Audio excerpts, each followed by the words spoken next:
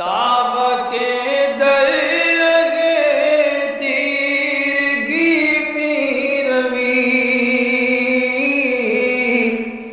بہر توبہ درائے شباب غوی بشنو از گوش دل مثنوی مانوی در رہے صدق برتا مسمم شوی بشنو از گوش دل مثنوی مانوی در رہے صدق برتا مسمم شوی۔ بسم اللہ الرحمن الرحیم، الحمدللہ رب العالمین والصلاة والسلام علی سیدنا و مولانا محمد النبی الامی و آلہ و اصحابہ اجمعین، اما بعد۔ موسیٰ علیہ السلام اور فرعون کے درمیان جو مکالمہ چل رہا تھا، اس سلسلے میں گزشتہ چند ایپیسوڈ سے ہم پڑھ رہے تھے اور اس کے حوالے سے مختلف باتیں سامنے آتی جا رہی تھی، اور جو گفتگو گزشتہ کی ایپیسوڈ میں ہماری رکی تھی وہ یہ تھا کہ انسان کے جو ظاہری حواس ہوتے ہیں ان کا اپنا اپنا ایک ایک کام ہے، ایک حص دوسرے کا کام نہیں کر سکتی، دوسری حص تیسرے کا کام نہیں کر سکتی۔ اس کی تفصیل بتاتے ہوئے ساتھ میں آپ نے یہ بھی بتایا تھا کہ یہ سب کچھ مادیت سے تعلق رکھتا ہے، جسم سے تعلق رکھتا ہے، لیکن جب کوئی جسم کی ان چیزوں سے، جسم کے اس خول سے نجات پا جائے گا تو اب اس کے بعد حواس ظاہری کے اثرات اس کے اوپر طاری نہیں ہوں گے۔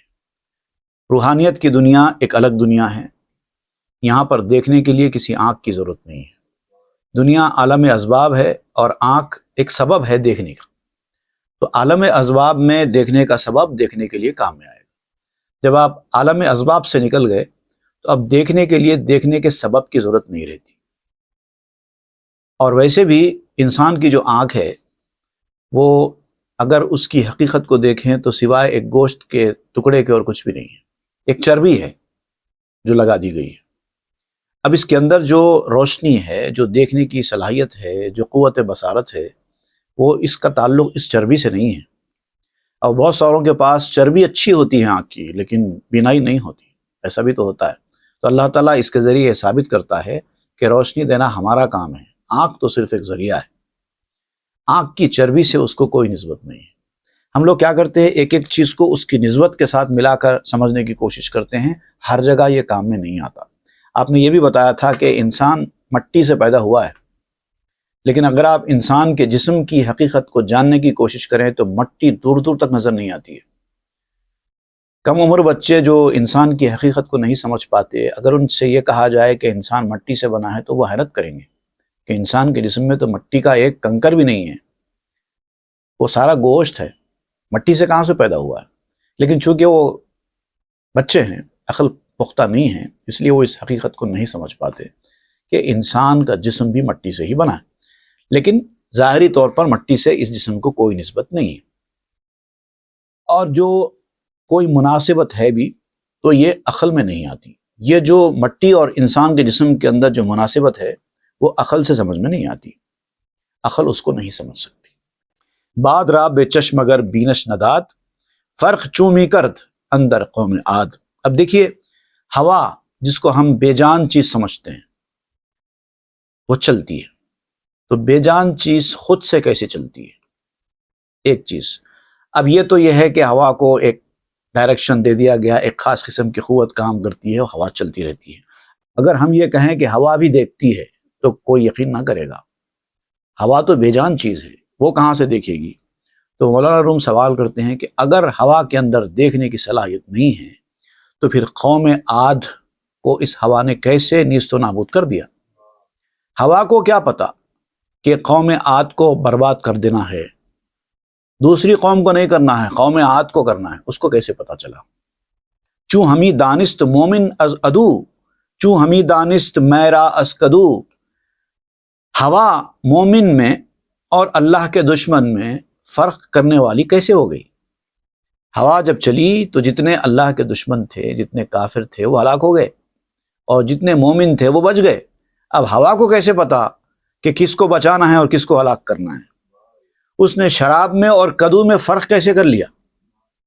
کدو کہتے ہیں ایک خاص قسم کا پیالہ ہوتا ہے، وہ کدو کے شیپ کا ہی ہوتا ہے، اس کو کدو کہتے ہیں، گاڈ شیپڈ گابلٹ، صوفیہ کی یا پھر شراب کے اصطلاحات میں یہ استعمال ہوتا ہے کدو۔ تو ایک کدو ہوتا ہے جو کہ شیشہ ہوتا ہے جس میں شراب رکھی جاتی ہے، اور ایک شراب ہوتی ہے۔ تو اب ہوا کو کیسے پتا چلا کہ اس میں شراب کیا ہے اور شراب کا پیالہ کیا ہے؟ اس کو تو کچھ خبر نہیں ہے۔ ایک مثال دیتے ہوئے آپ سمجھا رہے ہیں، آتش نمرود را گر چشم نیست، با خلیلش چون تجشم کردنیست۔ اگر نمرود کی آگ کے اندر آنکھ نہیں ہے، سمجھنے کی صلاحیت نہ ہوتی، تو اتنا آگ میں ڈالے جانے کے باوجود اس نے ابراہیم علیہ السلام کو محفوظ کیسے رکھ دیا؟ اتنی سخت آگ میں ابراہیم علیہ السلام کو محفوظ رکھنے کی تکلیف آگ نے کیسے اٹھائی؟ گر نبودے نیل را آن نور دید، اسچ قبطی را ز سبتی می گزید۔ اگر دریائے نیل کے اندر دیکھنے کی صلاحیت نہ ہوتی، وہ نور و بصارت نہ ہوتی، تو قبطی کو سبتی سے کیسے الگ کرتی؟ موسیٰ کے ماننے والوں کو بچا کر نکالنا ہے اور فرعون کے ماننے والوں کو ڈبانا ہے، دریائے نیل کو کیسے پتا چلا؟ گر نہ کوہ سنگ با دیدار شد، پس چرا داؤد را او یار شد۔ اگر پہاڑ اور پتھر دیکھنے والے نہ ہوتے، ان کے اندر وہ بینائی نہ ہوتی، تو وہ داؤد علیہ السلام کو کیسے پہچانتے؟ داؤد علیہ السلام کے دوست کیسے بنتے؟ داؤد علیہ السلام کے ساتھ گفتگو کیسے کرتے کہ اے داؤد ہم کو لے جائیے، ہم طالوت کو ہلاک کرنے والے ہیں، ہمارے اوپر لکھا ہے نام کہ ہماری وجہ سے طالوت ہلاک ہوگا، تو آپ طالوت کو ہلاک کرنے کے لیے ہم کو اٹھا کر لے کے جائیے۔ اور داؤد علیہ السلام وہی پتھر کو اٹھاتے ہیں، پتھر گفتگو کرتا ہے، پتھر داؤد علیہ السلام کو پہچانتا ہے۔ یہ کیسے ہوتا؟ ای ضمیرہ گر نبود چشم جاں، اسچ قاروں را فرو خرد آن چنا۔ اگر اس زمین کے اندر جان نہ ہوتی یا پھر جان کی آنکھ نہ ہوتی، دیکھنے والی نہ ہوتی زمین، تو قارون کو کیسے نگل لیتی؟ قارون زمین کے اندر دھس کر ہلاک ہو گیا نا، زمین نے اس کو کھینچ لیا اندر، تو زمین کو کیسے پتا چلا کہ یہ قارون ہے اور اس کو کھینچ لینا چاہیے؟ گر نبودے چشم دل حنانہ را، چوں بے دیدے ہجر آن فرزانہ را۔ اگر استوان حنانہ، جس کا ذکر ہم اس سے پہلے پڑھ چکے ہیں، ایک پہاڑ تھا جو حضور صلی اللہ علیہ وسلم کے جدا ہو جانے کے بعد حضور کے فراق میں رونے لگا، تو آپ کہتے ہیں کہ یہ جو حنانہ ہے، جو پتھر ہے، اگر اس کو آنکھ نہ ہوتی، اگر اس کو دل نہ ہوتا، تو وہ ایک عقل مند کی جدائی پر روتا کیوں؟ اس کو کیسے پتا چلتا کہ ایسی بڑی ہستی مجھ سے دور جا چکی ہے؟ سنگ ریزہ گر نبود دیداور، چوں گواہی داد اندر مشت در۔ اگر پتھر کے ٹکڑے کے اندر آنکھ نہ ہوتی اور بولنے کی صلاحیت نہ ہوتی، تو ابو جہل کی مٹھی میں کلمہ کیسے پڑھتا؟ چھوٹے چھوٹے کنکر جو ابو جہل کی مٹھی میں تھے، اس نے کلمہ پڑھا، کہاں سے پڑھتے، کہاں سے پہچانتے؟ اے خرد برکش تو پر رو بالہا، سورہ برخاں زلزلت زلزالہا۔ اے عقل مند انسان، اگر تجھے عقل ہے تو اپنے عقل کے بالوں پر کھول، عقل کی فضاؤں میں پرواز کر، تجھے سمجھ میں آئے گا۔ اور سورہ اذا زلزلت الارض زلزالہا پڑھ کے دیکھ، تجھے پتا چلے گا کہ کیسے اللہ تعالیٰ نے فرمایا ہے کہ قیامت کے دن زمین بولے گی۔ وقال الانسان ما لہا، انسان کہے گا کہ یہ کیا ہے؟ یومئذ تحدث اخبارہا، اس کی ساری خبریں سامنے آئیں گی، زمین بولنے لگے گی۔ در قیامت ای زمین بر نیک و بد، کہ ز نادیدہ گواہی ہادہت۔ چاہے وہ نیک آدمی ہو، چاہے وہ برا آدمی ہو، سب کے نیکیوں اور برائیوں کی گواہی زمین دے گی۔ اور زمین بغیر دیکھے گواہی کیسے دے سکتی ہے؟ مطلب اس کو دیکھنے کی آنکھ بھی ہے، اور آج وہ دیکھ رہی ہے، قیامت کے دن بولے گی بھی کہ تحدث حالہا واخبارہا تظہر الارض لنا اسرارہا۔ وہ ساری اپنی حالت بیان کرے گی، ساری خبریں بتائے گی، ہمارے لیے یہ زمین اپنے راز ظاہر کرے گی۔ آج تو زمین خاموش ہے، اس کا مطلب زمین آج صرف دیکھنے کا کام کر رہی ہے، بولنے کا کام نہیں کر رہی ہے۔ قیامت کے دن بولنے کا کام کرے گی۔ ای فرستادن مرا پیش تو میر، ہست برہانے کے بدھ مرسل خبیر۔ اب موسیٰ علیہ السلام کہتے ہیں فرعون کو، تجھ جیسے حاکم کے سامنے تیری سرکشی کا جواب دینے کے لیے میرا بھیجا جانا اس بات کی دلیل ہے کہ بھیجنے والا ہر چیز سے باخبر ہے۔ وہ مجھے بھی جانتا ہے، تجھے بھی جانتا ہے، تیرے کرتوتوں کو بھی جانتا ہے، تیری حرکتوں کو بھی جانتا ہے۔ اب وقت آ گیا ہے کہ میں تیرے سامنے آؤں اور پردہ اٹھاؤں۔ کہ چنی دارو چنا ناسر را، ہست درخور از پہ تیسر را۔ جیسا زخم ہوتا ہے ویسی دوا دی جاتی ہے۔ تو اتنا سرکشی کرنے والا بندہ نکلا، بہت مہلت دی گئی، بہت وقت دیا گیا تجھے، لیکن تو نے سرکشی اپنی کم نہیں کی، تو اب تجھ سے مقابلہ کرنے کے لیے مجھے بھیجا گیا ہے۔ جیسا سخت زخم ہوتا ہے نا، ویسی ہی اسٹرانگ دوا دی جاتی ہے۔ یہی طریقہ کار ہوتا ہے۔ واقعات دیدہ بودی پیش ازیں، کہ خدا خواہد مرا کردن گزیں۔ تو نے میرے بارے میں بہت سے واقعات دیکھے تھے، تجھے دکھایا گیا تھا کہ میں اللہ کا چنندہ بندہ رہوں گا، تیرے پاس آؤں گا، تیری سرکشی کا جواب دوں گا، تیری حکومت کو گراؤں گا۔ یہ سب تجھے بتایا گیا تھا خواب میں۔ فرعون کو مسلسل خواب آ رہے تھے کہ ایک بندہ آنے والا ہے جو تیری سرکشی کو ختم کرے گا، تیری حکومت کو گرائے گا، تجھے ہلاک کرے گا۔ سب دکھایا گیا تھا تجھے۔ من اساؤ نور بے گرفتہ بدست، شاخ گستاخ ترا خواہم شکست۔ میں ایک ہاتھ میں لاٹھی لے کر اور ایک ہاتھ میں نور کو لے کر تیرے پاس آؤں گا اور تیری سرکشی کے اس سینگ کو توڑوں گا۔ اب موسیٰ علیہ السلام فرعون کے خواب یاد دلا رہے ہیں کہ ایک ہاتھ میں نور ہے، ایک ہاتھ میں سینگ ہے، جو تو نے خواب دیکھا تھا نا، آ کر تجھ پر حملہ کر رہا ہے، وہ میں ہی تو ہوں۔ اب فرعون کے خواب موسیٰ علیہ السلام یاد دلاتے جا رہے ہیں۔ واقعات سہمگیں از بہر این، گونا گونا میں نمودت رب دی۔ اسی طرح کے اور بہت سارے خوفناک خواب تجھے دکھائے گئے تھے۔ جو کچھ ہونے والا تھا وہ سب تجھے دکھایا گیا تھا۔ در خورے سرے بدو طغیان تو، تاب دانی کوس در خوردان تو۔ تیرے جو برے عقیدے ہیں، تیرا کفر ہے، تیری سرکشی ہے، اس کے مناسب خواب تجھے دکھائے گئے تھے تاکہ تو ان سرکشیوں سے باز آ جائے، تاکہ تجھے سمجھ میں آ جائے کہ تو جس راستے پر جا رہا ہے وہ صحیح راستہ نہیں ہے، تیرے مناسب نہیں ہے، لیکن تو نے ان خوابوں کو نظر انداز کر دیا۔ تابدانی کو حکیم است و خبیر، مصلح امراض درما ناپذیر۔ تاکہ تو سمجھ لے کہ کوئی خالق بھی ہے جو ہر چیز کی خبر رکھنے والا ہے، اور وہ ناقابل علاج امراض کا بھی علاج کرتا ہے۔ تو ایک ناقابل علاج مرض بنا ہوا ہے نا، وہ تیرا علاج کرنا بھی جانتا ہے۔ تو بے تعویلات می گشتی ازاں، کور و کر کی ہست از خواب گراں۔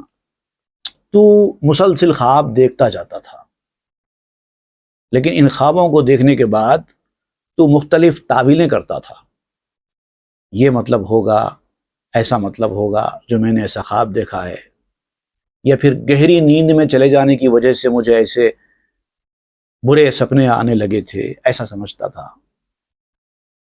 ان خراب خوابوں کی حقیقت کو جاننے کی تو نے کوشش نہیں کی، تو ایسی مختلف قسم کے ریزنز بیان کر کے گزر جاتا تھا۔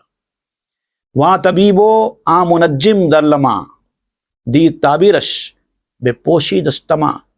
تیرے جو ماہرین تھے، خواب کے جاننے والے طبیب اور نجومی، تیرے آس پاس جتنے تھے جو خوابوں کی تعبیروں کو اچھی طرح جانتے تھے، ان کو بھی پتا تھا، کیونکہ تو ان کو سنایا کرتا تھا نا خواب، تو وہ جانتے تھے تیرے خواب کی تعبیر کیا ہے، لیکن وہ تعبیر تیرے سامنے بیان نہیں کرتے تھے۔ کیوں نہیں کرتے تھے؟ دو ایسے اسباب ہوتے ہیں جس کی وجہ سے انسان حق کو چھپا دیتا ہے، جانتے بوجھتے بھی حق کو چھپاتا ہے۔ نمبر 1 خوف، نمبر 2 لالچ۔ اب تیرے پاس تو دونوں چیزیں ہیں، تو جس طرح کا ظالم بادشاہ ہے، تیرے سامنے حق بات کرتے ہوئے کوئی بھی ڈرتا ہے، اور اگر وہ خواب کی تعبیر بیان کر دیتے تو غصے میں آ جاتا تھا، تو ان کا برا کر دیتا تھا، ہو سکتا ہے قتل بھی کر دیتا ان کا، تو کوئی بھی اپنی جان بچانا چاہے گا نا۔ ظالم بادشاہ کے سامنے جا کر حق بیان کرنے کی ہمت ہر کسی کی کہاں ہوتی ہے؟ تو وہ خوف کے مارے جانتے ہوئے تیرے خوابوں کی تعبیر تجھ سے بیان نہیں کرتے تھے۔ اب پھر کچھ لوگ ایسے تھے جو لالچ کا شکار تھے، ان کو تجھ سے کچھ حاصل کرنا تھا۔ اب جو لوگ لالچ والے ہوتے ہیں وہ حق بات نہیں بولتے، کیونکہ ان کا لالچ ٹوٹ جائے گا۔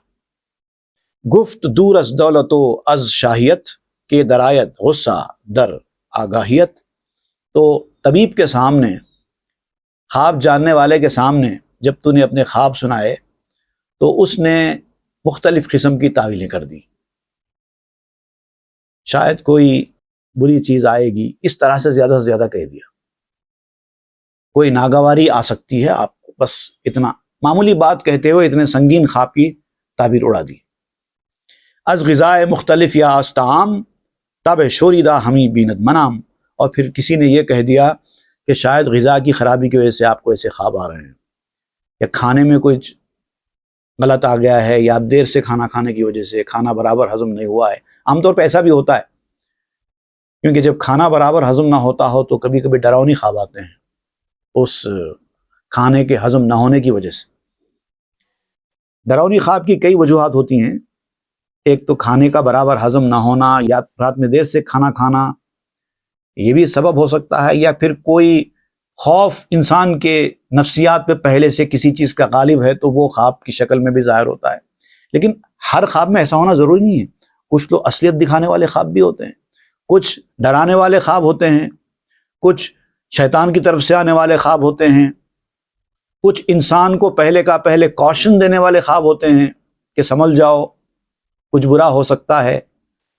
اس طریقے سے فرعون کو جو خواب آ رہے تھے وہ اسی لیے آ رہے تھے، سنبھلنے کے لیے، کہ تو جس راستے پر جا رہا ہے اس کا انجام اچھا نہیں ہے، تیرا سروناش ہوگا اگر تو ابھی بھی نہیں سدھرے گا۔ تو خواب کی تعبیر بتانے والے اگر انصاف پسند ہوتے، بے خوف ہوتے اور لالچ سے پاک ہوتے تو یقیناً تیرے سامنے یہ خواب کی تعبیر سناتے اور تو سنبھل جاتا۔ لیکن تو نے ایسا خوف بٹھا کے رکھا تھا کہ کسی کی ہمت نہیں ہوئی تیرے سامنے آ کر خواب کی تعبیر بیان کرے۔ کبھی کبھار انسان پریشان حالی میں بھی کچھ پریشان خواب دیکھ لیتا ہے، دل اس کا اگر ایک جگہ نہ ہو تو کبھی کبھار اس کے زیر اثر بھی برے خواب آ جاتے ہیں۔ تو اس طرح سے دوسری وجوہات بیان کرتے ہوئے ان لوگوں نے فرعون کو اس جانب توجہ نہیں دلائی جو اصلی خواب کی تعبیر تھی۔ زاں کے ددو کی نصیحت جو نئی تند خوں خاری وہ مسکی خوں نئی۔ جب بادشاہ کے بارے میں رعایت یہ سمجھ جاتی ہے کہ یہ ہمارا بادشاہ اچھی بات سننے والا نہیں ہے، نصیحت کو قبول کرنے والا نہیں ہے، بد مزاج ہے، خون خار ہے، خوش مزاج نہیں ہے، بہت سخت ہے، تو کون سنائے گا آپ کو ایسے خواب کی تعبیر؟ سب کو اپنی جان پیاری ہوتی ہے۔ اگر ایسے بد مزاج اور ظالم بادشاہ خواب بھی دیکھتے ہیں اور تعبیر جاننے والا تعبیر جانتا بھی ہے تو وہ سناتا نہیں ہے۔ ہر ایک کو اپنی جان پیاری ہے، تو تعبیر سن کر کسی کا قتل بھی کر سکتا ہے، تو ایسا بادشاہ ہے۔ بادشاہاں خو کنند از مصلحت لیک رحمت شاہ فزون است از انت۔ حالانکہ بادشاہوں کا مزاج یہ ہوتا ہے کہ وہ اپنی رعایا پر محبت رکھتے ہیں، وہ رحمت والے ہوتے ہیں۔ کبھی کبھار کسی مصلحت کے تحت یا کسی گناہ کی یا جرم کی سزا کے طور پر کسی کو سزا دیتے ہیں یا کسی کو قتل بھی کرتے ہیں، سزائے موت بھی دیتے ہیں، تو بھی وہ ایک تقاضا ہوتا ہے حکومت کا۔ ورنہ جو بادشاہ ہوتا ہے وہ رعایا کا دشمن نہیں ہوتا، رعایا سے محبت رکھنے والا ہوتا ہے، اس کی رحمت اس کے غصے پر غالب ہوتی ہے۔ لیکن تو ایسا بادشاہ نہیں گزرا۔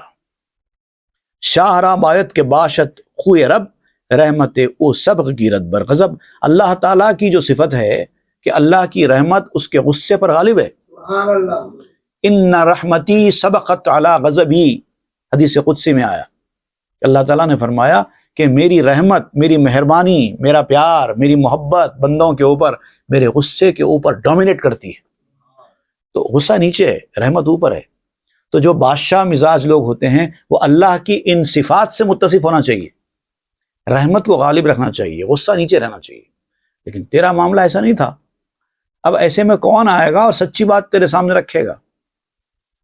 نئے غضب غالب بوت مانند دیو، بے ضرورت خوں کنت از بہر ریو. یہ شیاطین ہوتے ہیں جن کا غصہ غالب ہوتا ہے.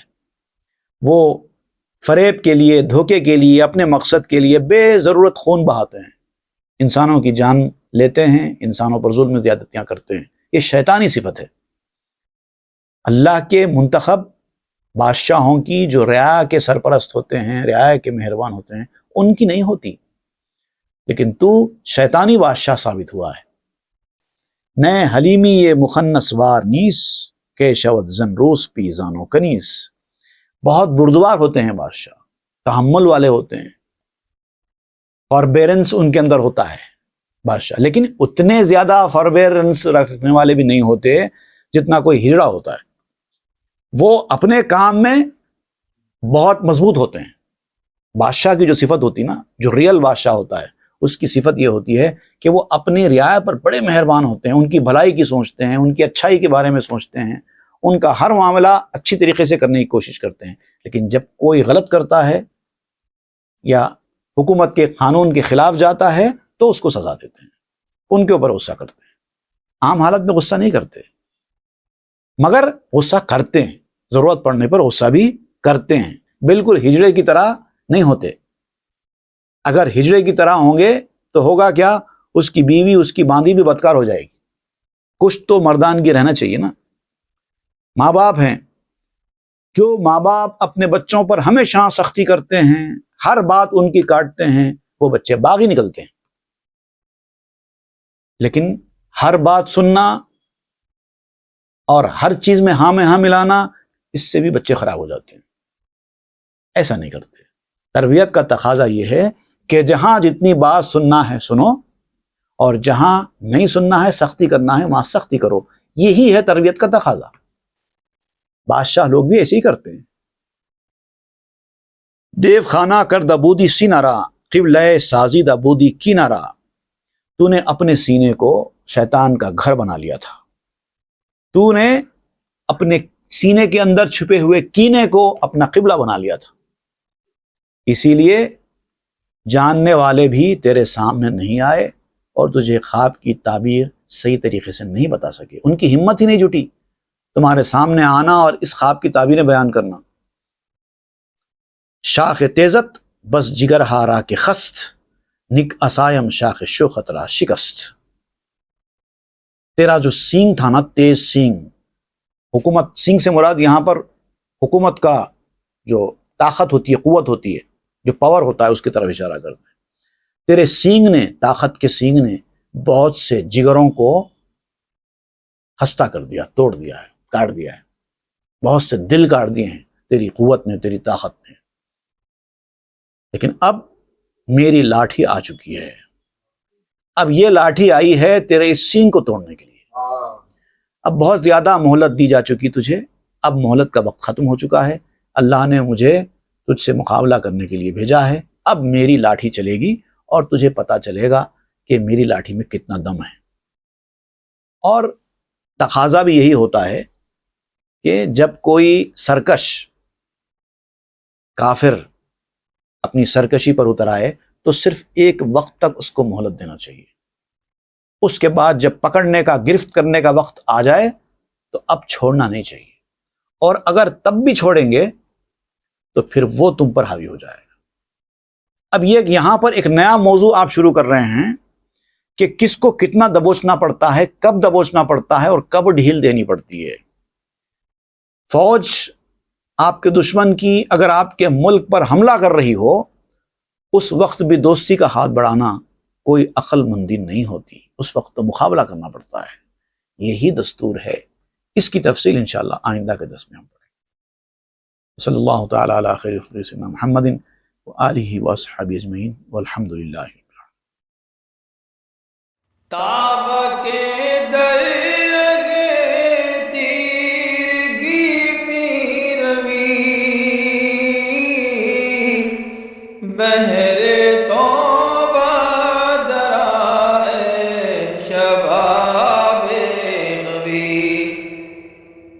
بشنو از گوش دل مثنبی معنوی در ره صدق برتا مسمم شوی بشنو از گوش دل مثنبی